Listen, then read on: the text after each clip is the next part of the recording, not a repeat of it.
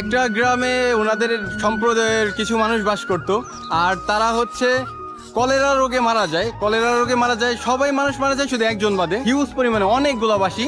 আর এই বাসির একটা ইতিহাস এখানে এসে শুনতে পারলাম, সেটা হচ্ছে আস্তে চালাবি। হ্যাঁ, অনেক কঠিন রাস্তা। আমি ভাবতেছি যে ওঠার সময় কেমনে উঠবো, পুরা রাস্তা একদম পিচ্ছিল হয়ে আছে। পাহাড়িরা তাদের গ্রামের সুরক্ষার জন্য এইভাবেই গ্রামের মুখে একটা গেট বানায় রাখে। ওইখান থেকে কিছু মেয়েরা এসে আমাদেরকে কিছু তেঁতুল দিয়ে গেছে। আমি তো তেঁতুল খাই না, মানে কাঁচা তেঁতুল। আর এই মেয়েটা দেখুন কিভাবে তেঁতুল খায়, খাও তো।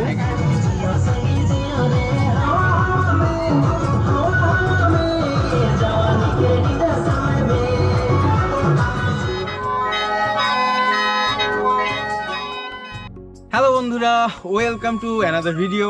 বন্ধুরা, আজকে যাচ্ছি একটা মূঢ় সম্প্রদায়ের একটা গ্রামে, পাহাড়ি একটা মূঢ় সম্প্রদায়ের গ্রামে যাচ্ছি।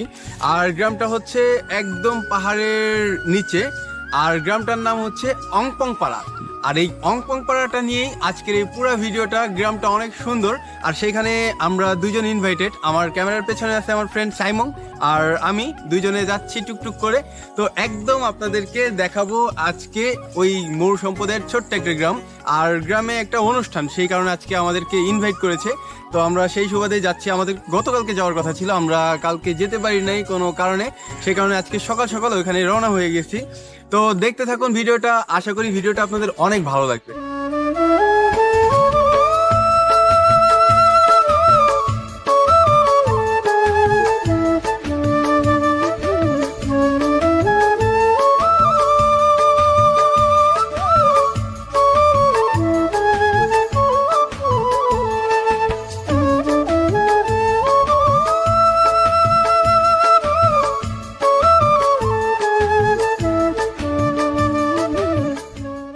দেখুন, মানে রাস্তাটা অনেক উঁচা, এবং এটা হচ্ছে আপনার এখানে ইট সিলিং, মানে প্রচুর পিছলা, কারণ বৃষ্টি পড়ছিল।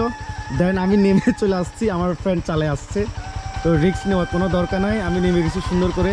আস্তে চালাবি। হ্যাঁ, অনেক কঠিন রাস্তা। আমি ভাবতেছি যে ওঠার সময় কেমনে উঠবো, পুরা রাস্তা একদম পিচ্ছিল হয়ে আছে। এদিকে না, এই মাঝখান দিক দিয়ে যেতে হবে তোকে। যেতে পারবি? এই মুরো ছেলেরা তোরও একদম রিল্যাক্স ভাবে চলে যায়। রাস্তাটা খুবই খারাপ, সাবধানে। ওকে ওকে বন্ধুরা, গত একটা ভিডিওতে আপনাদেরকে দেখিয়েছিলাম যে পাহাড়িরা তাদের গ্রামের সুরক্ষার জন্য এইভাবেই গ্রামের মুখে একটা গেট বানায় রাখে।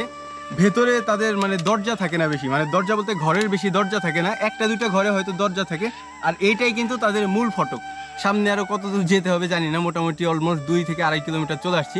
গ্রামটা মেবি আরও 500 থেকে 700 মিটার দূরে। তো যাই গ্রামে, তারপরে হচ্ছে কি কি হয় সব কিছু আপনাদেরকে দেখাই। তো গাইস, দেখতে দেখতে মোটামুটি 3-3.5 কিলোমিটার পথ এই যে দুর্গম রাস্তা দিয়ে চালিয়ে এসে এখন হচ্ছে ফাইনালি এই গ্রামটা এসে পৌঁছায় গেছি। গ্রামটার নাম হচ্ছে অংপং পাড়া। আর এই গ্রামে আজকে একটা ধর্মীয় অনুষ্ঠান, সেটা আমি ভিডিওর শুরুতেই বলেছি। শুরুতে যে ঘরটা দেখতে পাচ্ছি, এই ঘরগুলা কিন্তু দেখতে অনেক সুন্দর লাগে। আমি আস্তে আস্তে ভেতরে যাব, আর আপনাদেরকে এই গ্রামের আরো সৌন্দর্য আর কি কি দেখানোর মতো আছে সেগুলো আপনাদেরকে দেখানোর চেষ্টা করব। তো গাইস, চলুন ভেতরের দিকে যাওয়া যাক। কালকে আমাদের সাথে কথা হয়েছে না? ধন্যবাদ। দাদার নাম যেন কি? মেনলে। দাদা হচ্ছে কালকে আমাদেরকে ইনভাইট করেছিল। ধন্যবাদ দাদা। আপনাদের গ্রামটা অনেক সুন্দর। এইখানে হচ্ছে আজকের অনুষ্ঠানটা কি নিয়ে, সেটা হচ্ছে এখানকার একটা দাদার মুখ থেকেই শুনবো। দাদা, এইখানে আসলে আজকে অনুষ্ঠানটা মানে কি উপলক্ষে? এখানে আমরা মরো এখন ক্রামা ধর্ম ক্রামা ধর্ম থেকে এটা বছরে 3-4 বার এরকম ধর্ম কি আছে এই অনুষ্ঠান। অনুষ্ঠানটা হয়ে থাকে বছরে 3-4 বার। এখন তো লাস্টে এই চাঁদের ওই চাঁদ আচ্ছা আচ্ছা, চাঁদের 9 তারিখ আজকে আমরা অনুষ্ঠান প্রত্যেক বছর। তো আমরা এরকম চিরকাল চলবো, আমরা এরকম অনুষ্ঠান। এটা নতুন ধর্ম ক্রামা ধর্ম, নতুন ধর্ম। হ্যাঁ, নতুন। গ্রামটা কিন্তু খুবই সুন্দর, আর গ্রামের যে সৌন্দর্য সেটা আমি বক বক করলে আপনারা উপভোগ করতে পারবেন না। সেই কারণে আমি সিনেমেটিক ভিডিওর মধ্যে সব ধরনের মানে যা কিছু আছে এই গ্রামের একটু একটু করে আপনাদেরকে দেখানোর চেষ্টা করব। তো সিনেমেটিক ভিডিও অবশ্যই দেখা পর্যন্ত একটু অপেক্ষা করবেন। আর আমি এখন নিজে একটু গ্রামটা ঘুরে দেখি, তারপরে হচ্ছে আপনাদেরকে দেখাচ্ছি। ছোট ছোট ঘর, আর বেশিরভাগ ঘরই কিন্তু মাচাং ঘর, মানে পাহাড়িরা বসবাস করে কিন্তু মাচাং ঘরে বেশিরভাগ, কারণ তাদের মানে ভূমি থেকে অনেকটা উঁচুতে, তারপর হচ্ছে কাঠের পাটাতন দিয়ে তারপর হচ্ছে উপরে ঘর বানায় তারা। আমার সাথে কে আছে ভিডিওর মধ্যে হয়তো ক্ষণে ক্ষণে দেখে ফেলেছেন, তারপর এই যে আমার বন্ধু সাইমং। সাইমং এত সুন্দর একটা গ্রামে আমাকে নিয়ে আসছে, এটার জন্য সাইমংকে ধন্যবাদ। আর ধন্যবাদ দিয়ে ওকে ছোট করবো না, ও এমনিতে আমার থেকে অনেক ছোট। তো যাই হোক, সাইমং তোমার কিছু বলার আছে? কিছু বলবি না? কিছু বল। আজকে আমার মনটা ভালো নেই। কেন মনটা ভালো নেই? মনটা কেমন কেমন করে। জোহান, এটা কি তোমার ছেলে? এটা আমার ছেলে না, এটা হচ্ছে আমার ভাগিনা। মনে হয় যে তোমার ছেলে, মানে সেম তোমার দেখ চেহারা কত কিউট, দেখ একটু দূরে নে, একটু ক্যামেরা দূরে নে, এত কাছে কেন? এই যে দেখ দেখো কেমন করে। তো পাপ্পি খাও। তুই খা। তুই খা।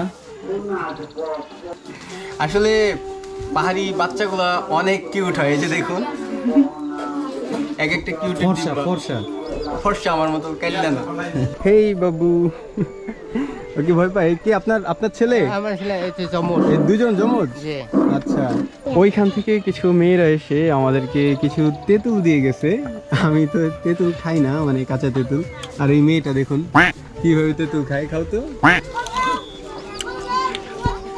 মজা?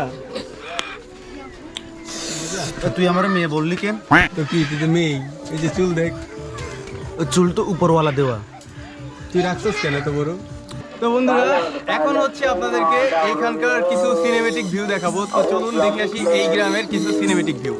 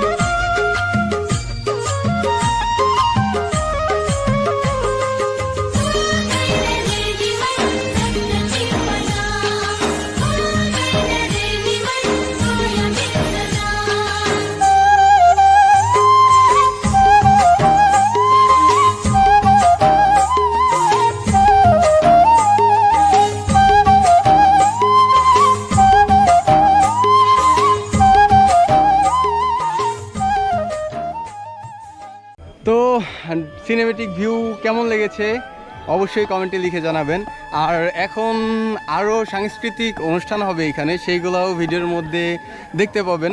এখানে পাহাড়িদের নাচ গান, তারপর হচ্ছে কিছু রীতিনীতি, সেইগুলো সব কিছুই এই ভিডিওর মধ্যে দেখতে পাবেন। তো ভিডিওটা আবার বলতেছি, স্কিপ না করে পুরো ভিডিওটা দেখুন। আর পাহাড়িদের জীবনযাপন বা তাদের আচার অনুষ্ঠান এই ভিডিওটা থেকে একটু উপভোগ করুন। দাদা, আপনি কিছু বলবেন নেই আজকে প্রোগ্রামে এসে? আমার অনেক ভালো লাগতেছে, আর মনে হয় তো একটু পরে আবার মানে নাচ গান হবে, তাই না? নাচ গান হবে? হ্যাঁ, হবে অবশ্যই। আচ্ছা, নাচ গান হবে একটু পরে, তো ভিডিওটা অবশ্যই স্কিপ না করে পুরোটা দেখতে থাকুন। বন্ধুরা, এই বাঁশিটি তৈরি করা হয় মূলত, এইটা হচ্ছে নিচে যেটা আছে সেটা হচ্ছে লাউ শুকিয়ে তারপরে হচ্ছে এইটার মূল যে বক্সটা যেটা দিয়ে মানে যেখানে বাতাস ঢুকে তারপর হচ্ছে শব্দের সৃষ্টি হয়, সেটার হচ্ছে মূলে হচ্ছে লাউ। আর এই যে যেগুলো আছে সেগুলো হচ্ছে কুঞ্চি বা হচ্ছে বাঁশের যে চিকন চিকন বাঁশ থাকে সেইগুলো দিয়ে হচ্ছে এই বাঁশিগুলো বানানো হয়। তো এই বাঁশিগুলো বাজাতে কেমন লাগে আমি জানি না, আমি বাজানোর ট্রাইও করব না। কিন্তু হচ্ছে শুনবো, ওনারা বাজাবে আর আমি শুনবো। আর এখানে ছোট ছোট মানে ছিদ্র আছে, যে ছিদ্রগুলো দিয়ে হচ্ছে শব্দ পরিবর্তন করে। এই যে দেখুন ছিদ্রগুলো দেখাই, এই যে ছোট ছোট ছিদ্র, এই ছিদ্রগুলা বাঁশির মতো ওনারা হাতের সাহায্যে শব্দগুলা পরিবর্তন করতে পারে। হিউজ পরিমাণে অনেকগুলো বাঁশি। আর এই বাঁশির একটা ইতিহাস এখানে এসে শুনতে পারলাম, সেটা হচ্ছে ওনাদের ধর্মে মানে যে একটা গ্রামে ওনাদের সম্প্রদায়ের কিছু মানুষ বাস করত, আর তারা হচ্ছে কলেরা রোগে মারা যায়, সবাই মানুষ মারা যায় শুধু একজন বাদে। আর যে একজন হচ্ছে বেঁচে থাকে, সে একজনকে তাদের দেবতা নাকি স্বপ্ন দেখায় যে তুমি এরকম একটা বাঁশি বানাও, বাঁশি বানিয়ে হচ্ছে বাজাও, তাহলে হচ্ছে সবাই আবার পুনর্জীবন পাবে। তো সেই সুবাদেই সে হচ্ছে একটা বাঁশি বানায় এবং হচ্ছে সেই বাঁশিটা বাজানোর পরে নাকি যারা হচ্ছে মারা গেছিলো কলেরা রোগে, তারা হচ্ছে সবাই আবার প্রাণ ফিরে পায়। এটাই হচ্ছে তাদের এই কথিত যেই কথা ছিল, সেটাই হচ্ছে আর কি এটা, মানে বাঁশির ইতিহাস নাকি এটাই। তো ওনাদের কাছ থেকে শুনলাম, ওইখানে অনেক সাউন্ড হচ্ছে, সেই কারণে হচ্ছে আমি সাইডে এসে আপনাদের সাথে এই কথাটা শেয়ার করলাম। তো চলুন আর একটু দেখি তারা কিভাবে নাচ গান করতেছে বা বাঁশি বাজাচ্ছে, সব কিছু আপনাদেরকে দেখানোর চেষ্টা করি। চলুন। দেখুন এখানে অনেক বড় বড় বাঁশি আছে, তার মধ্যে আমার ফ্রেন্ড সাইমও একটা বাজানোর চেষ্টা করতেছে। এই দেখুন সাউন্ডগুলো শুনুন।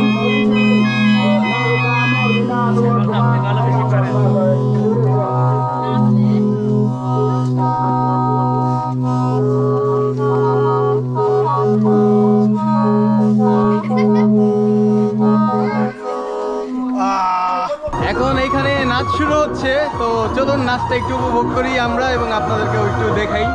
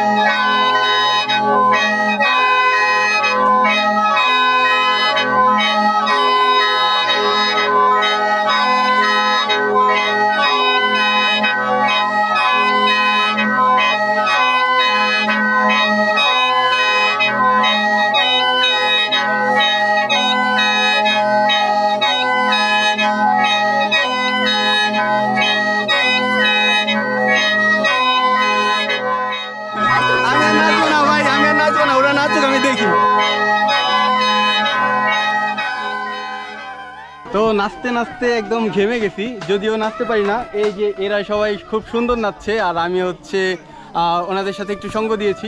তো আজকের ভিডিওটা এই পর্যন্তই। ভিডিওটা কেমন লেগেছে অবশ্যই সবাই কমেন্টে লিখে জানাবেন। আর আমি যে কয়দিন থানচিতে আছি আরও কিছু এরকম প্রাকৃতিক পরিবেশে ভিডিও বানানোর চেষ্টা করব, তো আপনারা সবাই সাপোর্ট করবেন। আর ভিডিওটা এখানেই শেষ করি। সবাই ভালো থাকবেন, সুস্থ থাকবেন। দেখা হচ্ছে আগামী কোনো ভিডিওতে।